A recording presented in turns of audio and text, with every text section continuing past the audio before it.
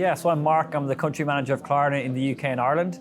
So what that means is I've got responsibilities for our merchant partners, helping our existing, but also helping grow our merchant partner base, and also responsibility towards our shoppers. So we have 12 million shoppers in the UK, so making sure they have a good time with Klarna, but also continuing to grow that so that Klarna is available to more people.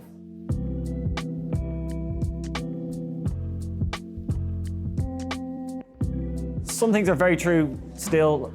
Customers want a fair decision, they want a quick decision, a mobile-first decision.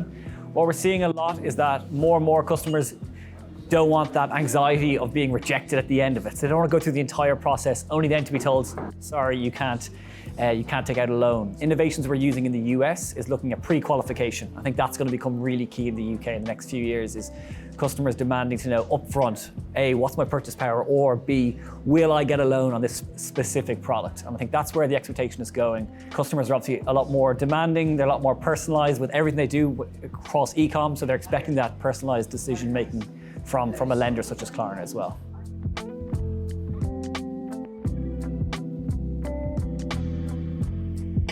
Yeah, so it's worth noting up front, at present, Klarna doesn't use any AI in our decision making. I think the main reason for this is, as you said, you've got to balance the difference between AI bias and getting the right decision.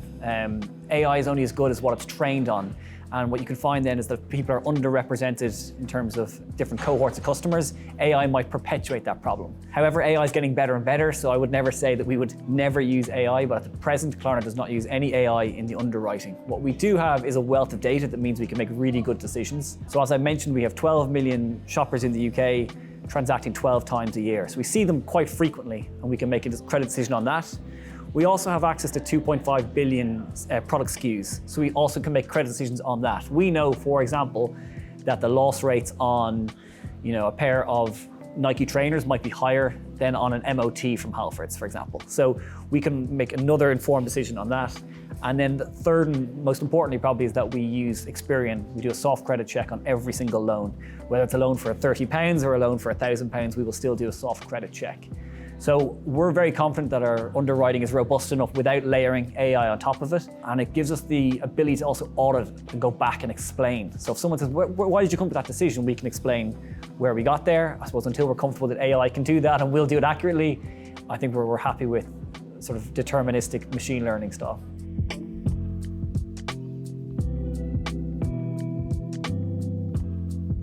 Yeah, it's a key area that we're looking at is like where's the next set of opportunities for our merchants. We've just tipped over 1 million merchants globally, but even in the UK, retail feels quite saturated. A lot of the retailers either have Klarna, they're doing something, their own embedded financing already. So we find that there is definitely certain industries where Klarna and embedded finance is going to be more sought after. One of those is travel.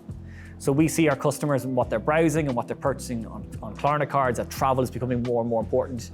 We signed with Booking.com, Expedia, and Airbnb, and they're massively popular because I suppose post-COVID, people have that revenge travel and spending more and more on travel and experiences. So I think that's definitely an area that will continue to grow. The next is an area that's a bit underserved at the moment is services. So we're quite well covered with veterinary, but also you've got dental.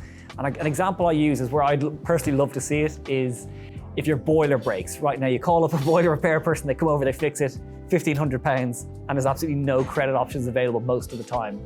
I think that's definitely an area of opportunity that customers are crying out for. At the moment, it's so disintermediated. There's 10,000 boiler repair people in the UK. Like, you're not going to sign them all individually. So I think that's definitely a big area of opportunity for someone to crack.